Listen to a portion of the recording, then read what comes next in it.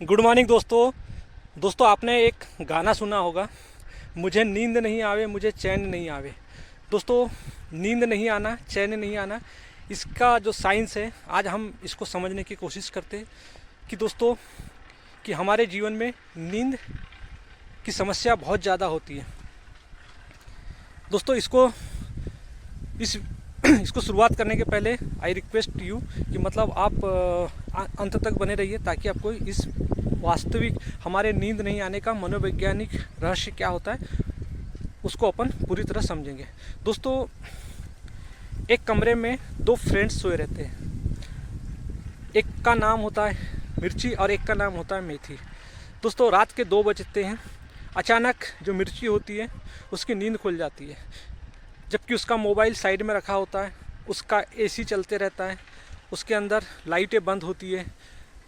फिर भी अचानक वो नींद से उठती है और उसे नींद नहीं आती, तो वो अपने साइड में सोई हुई फ्रेंड से पूछती है, मेथी से, अरे यार मैंने दिन भर पूरा काम किया है, मेरा शरीर थका हुआ है, उसके बावजूद भी मुझे नींद क्यों नहीं आ रही है, क्या समस्या है। तो उसकी जो फ्रेंड्स होती, जो मेथी, वो मिर्ची से कहती है, तुम्हें नींद नहीं आ रही है, मैं आपको इसका पूरा नींद का मनोविज्ञान समझाती हूँ। तो उसकी जो फ्रेंड्स जो होती है मेथी, मिर्ची को नींद का मनोवैज्ञानिक कारण समझाती है कि जो हमारे मस्तिष्क में एक बायोलॉजिकली क्लॉक होती है जो हमारे दिन और रात के चक्र को निर्धारित करती है। दोस्तों, जब शाम होने लगती है तो हमारा मस्तिष्क में एक केमिकल्स बनने लगता है जिसको हम केमिकल यानी हार्मोन्स बनने लगता है जिसको हम मेलाटोनिन कहते हैं। दोस्तों, और ये मेलाटोनिन जब तैयार हो जाता है तब ये हमारे शरीर को एक संकेत देता है कि अब शाम हो गई है, आप शरीर विश्राम कर ले। और धीरे धीरे फिर हमारा जो शरीर होता है वो कहना चाहिए, यानी जो शरीर की जो धड़कनें होती वो कम होने लगती है और हमारी जो बॉडी का जो टेम्परेचर होना है कम हो जाता है और धीरे धीरे फिर वो शरीर मतलब निरंतर कहना चाहिए विश्राम की ओर बढ़ने लगता है। लेकिन दोस्तों, एक समस्या हो जाती है इसमें कि जब हमारे मस्तिष्क को कोई खतरा नज़र आता है, तनाव आता है या कुछ काम अधूरा लगता है, तो दोस्तों हमारे अंदर इस स्थिति में हमारा मस्तिष्क फिर 2 केमिकल्स रिलीज़ करता है जिसको कार्टिसोल एड्रेनलिन जो बोलते हैं। तो दोस्तों, जब ये दोनों हार्मोन्स निकलते हैं तब ये हमारे शरीर को फिर एक संकेत देते हैं कि बाहर कोई खतरा है, तनाव है, कुछ अधूरापन है। तो ये जो हार्मोन्स जो होते हैं वो हमारे अंदर ये हमारे अंदर की जो धड़कनें तेज़ कर देते हैं और जब धड़कनें तेज़ होती है तो हमारे विचारों की गति बढ़ जाती है और हम जब विचारों की गति बढ़ती है तो हम थोड़ा बेचैन होने लगते हैं। तो हम सोए तो रहते हैं, हमारी आंखों की पलकें तो बंद रहती है, परंतु हमारे अंदर जो बेचैनी बढ़ जाती है, अंदर से जो हमारा जो मन जो होता है वो विचार तेज़ होने लगते, धड़कनें बढ़ने लगती है। तो इस स्थिति में जो मिर्ची होती है वो पूछती है, लेकिन मेरे कमरे के आजू बाजू तो कोई खतरा नहीं है। तो मेथी कहती है, देखिए, खतरा आपके कमरे में नहीं होता।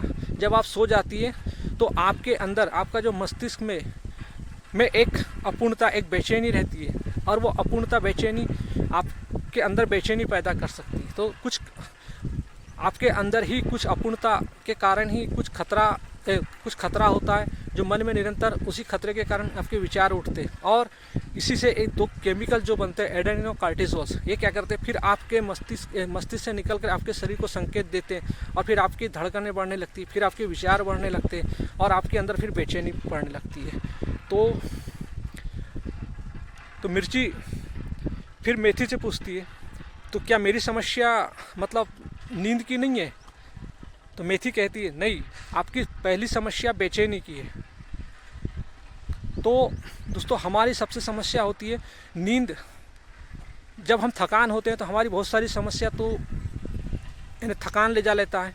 नींद की जो बहुत सारी चीज़ें जो नींद जो होती है उसको कुछ हमारी थकान ले जा लेती है, और जो हमारी जो नींद होती है वो उसको कुछ हमारे नींद में जो चैन रहता है उसको हमारा अधूरापन ले जा लेता है।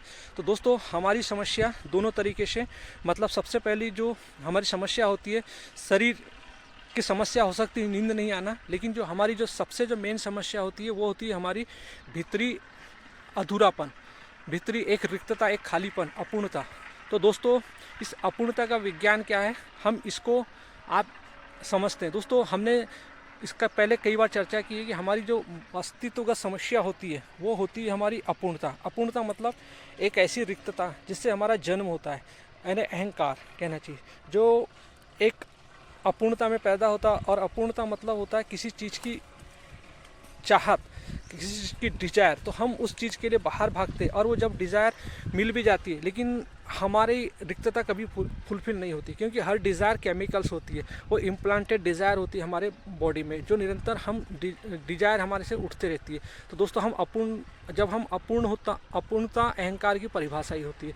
दोस्तों हम पैदा ही होते हैं अहंकार के रूप में, तो अहंकार ही हम पैदा होते हैं, और अहंकार की परिभाषा होती है मैं अपूर्ण हूँ, मैं अपूर्ण हूँ, मैं स्वतंत्र हूँ, ये और मैं अलग हूँ, इस शरीर से अलग हूँ। ये दोस्तों ये अहंकार की डेफिनेशन होती है। तो ये अपूर्णता हमेशा बनी रहती है। अहंकार मतलब अपूर्णता ही होता है। अहंकार मतलब ही होता है स्वार्थ। ये जो चक्र है कि हमारी अपूर्णता उठती है, फिर हम भौतिक चीज़ों के पीछे भागते, भौतिक चीज़ें लेके आते हैं, 2 दिन ठीक लगता है, फिर हम उस भौतिक चीज़ को छोड़ के दूसरी चीज़ों के पीछे भागते रहते हैं। तो ये हमारे जीवन का जो चक्र है दोस्तों ये निरंतर चलते रहता है। और जब हमारी कोई चीज़ें हमें सुख नहीं देती, जब हम सोचते हैं कि हमारे रिश्तेदार हो गया, हमारा मटेरियल चीज़ हो गई, हमारे अंदर जो कुछ चीज़ें सफलता चाहिए, कभी वो सफलता नहीं मिलती, असफलता मिलती है, परिवार का सुख नहीं मिलता, रिश्तेदारों, दोस्त, भाई, बंधु का सुख नहीं मिलता, मटेरियल चीज़ों का सुख नहीं मिलता, तो दोस्तों इसी से हमारी बेचैनी बढ़ती है, और ये बेचैनी ही हमारे अंदर एक रिक्तता को जन्म देती है।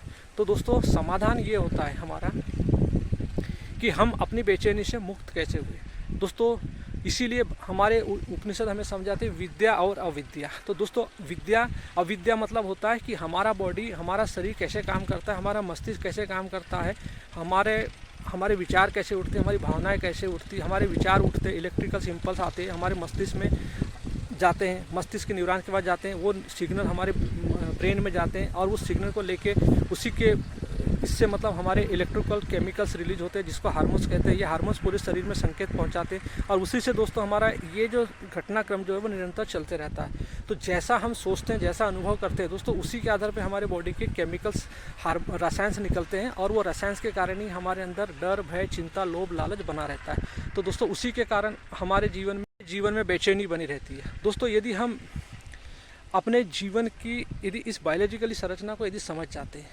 कि तो शरीर की समस्या को समझना अविद्या कहलाता है, और विद्या होता है सेल्फ नॉलेज, मैं कौन हूँ, मेरे विचार कहाँ से आते हैं, मेरी भावनाएं कहाँ से आता है, और मेरा डर, भय, लोभ, लालच कहाँ से आता है। तो दोस्तों ये होता है हमारे अहंकार की अपूर्णता से। अहंकार अपूर्ण होता है, इसीलिए वो अपनी अपूर्णता के पीछे भागता है, उसकी अपूर्णता कभी शांत नहीं होती। तो दोस्तों बेसिक कारण होता है हमारी अपूर्णता, हमारी डिज़ायर, और इसी के कारण हमारे जीवन में मूल दुख आता है कहना चाहिए। यही होता है दोस्तों कि जब हमें नींद का विज्ञान हमें बताता है कि जब हमें इस बॉडी को ज़रूरत होती है इसकी डिटॉक्सिफिकेशन के लिए दोस्तों हमें नींद होना चाहिए। वैज्ञानिक हमें बताते हैं कि कम से कम 8 घंटा तक हमें अच्छी गहरी नींद होना चाहिए, तब जाके हमारी बॉडी पूरी हील होती है, जो भी टॉक्सिसिटी होती है, हमारी डाइजेस्टिव प्रोसेस होती है, वो पूरी नियंत्रित रूप से काम करती है। लेकिन दोस्तों जब हम ऐसे ही हमारा मन जो होता है दिन भर मतलब किसी चिंता में डूबा रहता है, या लालचों में डूबा रहता है, या रिश्तेदारों के सामाजिक बंधनों में डूबा रहता है, तो दोस्तों इसी वजह से हमारे जीवन में बेचैनी बढ़ती है, और ये बेचैनी फिर हमको नींद नहीं आने देती है, और दोस्तों फिर इसी वजह से हमारा पूरा मेटाबॉलिक फंक्शन ख़राब हो जाता है, और हम डॉक्टर के पास जाते हैं। दोस्तों ये मेटाबॉलिक फंक्शन होने से ही हमारी टॉक्सिसिटी बढ़ जाती है, बॉडी में टॉक्सिक चीज़ें यानी जहरीली विषैले पदार्थ इकट्ठा होने लगते हैं, जिससे कोलेस्ट्रॉल बढ़ता है, जिससे कैंसर होता है, जिससे थायराइड होता है। तो दोस्तों हमारी सारी बीमारी की जड़ होती है वो हमारा जो अहंकार होता है, वो शरीर का उपयोग करके हमें डर, भय, चिंता खड़ा करता है। क्योंकि दोस्तों अहंकार कुछ नहीं होता। अहंकार एक एरर होती है, एक बग होती है, लेकिन दोस्तों इसको शरीर में ढूंढोगे कहीं नहीं मिलेगा। लेकिन ये शरीर में एक वायरस होता है, जो वायरस कहना चाहिए। इसके भौतिक परिणाम खतरनाक होते हैं दोस्तों। इसके भौतिक परिणाम ये होते हैं कि अहंकार अपनी इच्छा की पूर्ति करने के लिए इस पूरे शरीर के जो एलिमेंट बुद्धि और स्मृति का उपयोग करके हमारे शरीर को बर्बाद कर देता है दोस्तों। यही कारण होता है कि हमारे जीवन में निरंतर बेचैनी बनी रहती है। और दोस्तों ये मनोवैज्ञानिक रोग जो है आज भारत में सबसे ज़्यादा होने लगा है दोस्तों। पहले लोग सुसाइड क्यों करते हैं दोस्तों? इसी अपूर्णता के कारण लोग सुसाइड करते हैं। बच्चे डिप्रेशन में क्यों जाते हैं? इसी अहंकार को न जानने के कारण बच्चे डिप्रेशन में जाते हैं दोस्तों। हमें हर प्रकार से हमें सेल्फ नॉलेज चाहिए दोस्तों। आज माता पिता अपने बच्चों को सिर्फ स्कूली ज्ञान देते हैं, जिसको हम अविद्या कहते हैं दोस्तों, लेकिन फिर भी वो पूरी तरह से उसके डीपली नॉलेज नहीं ले पाते दोस्तों। सिर्फ वो इतना ही पढ़ते हैं जितना उन्हें आवश्यकता होती है, जितना पाठ्यक्रम में बताया जाता है, और वो स्मृति से रट लेते हैं, घोट लेते हैं और फर्स्ट डिवीज़न पे आ जाते हैं और उनका सिलेक्शन भी हो जाता है तो दोस्तों। लेकिन उनके जीवन से डर, बेचैनी, चिंता, अवसाद ये कभी ख़त्म नहीं होता दोस्तों। हमें ज़रूरत है शरीर के एक एक पार्ट्स को समझने की, क्योंकि हमारा जो शरीर है, ये जो मस्तिष्क है, ये पूरे ब्रह्मांड का प्रतिनिधित्व करता है। लेकिन दोस्तों जब हमारे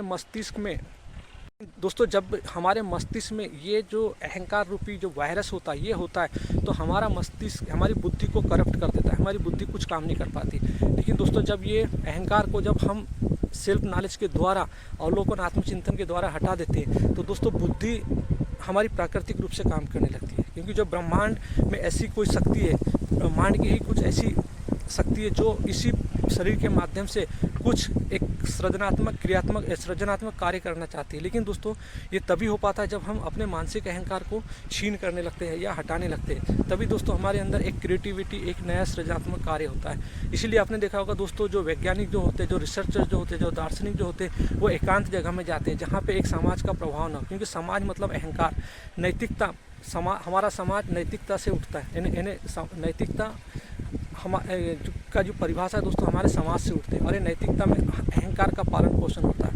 यही कारण होता है दोस्तों कि हम अपने बच्चों को नैतिकता का पाठ पढ़ाते हैं, और बच्चों में कभी भी जो अपने बॉडी का समझ नहीं होती, सेल्फ नॉलेज की समझ नहीं होती, विद्या अविद्या का ज्ञान नहीं होता दोस्तों। नैतिकता से हम कभी अच्छा जीवन नहीं जी सकते। नैतिकता के केंद्र में अहंकार बैठा होता है, और अहंकार हमेशा बोलता है कि ये काम करो, ये अच्छा है, ये बुरा है, ये खराब है दोस्तों। ये नैतिकता के तल होते हैं। हमें वास्तविकता जानना है, अहंकार कहाँ से आता है, अपूर्णता कहाँ से आती है दोस्तों, ये वास्तविक ज्ञान होता है।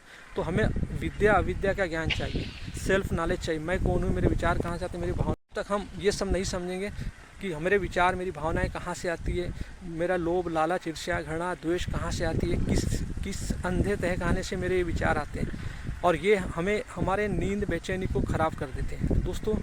और इसी के कारण हमारी नींद तो आती है हमें, लेकिन नींद, हमारी आंखें बंद होती है, लेकिन हमारे अंदर से जो स्वप्न जो चलते रहते हैं, हमारी धड़कनें जो चलते रहती है दोस्तों, इसकी के कारण हमारे बॉडी के जो डिटॉक्सिफिकेशन होना चाहिए, बॉडी से टॉक्सिक चीज़ें हटना चाहिए, वो नहीं हटती है। और उसी के कारण दोस्तों हमारे अंदर बहुत सारी बीमारी जन्म लेती है। जैसे मैंने आपको बताया, diabetic, thyroid, cancer, hypertension, sugar, ये सब बीमारी बढ़ती है। और इसी के कारण दोस्तों हम डॉक्टर के यहाँ पैसा देते हैं।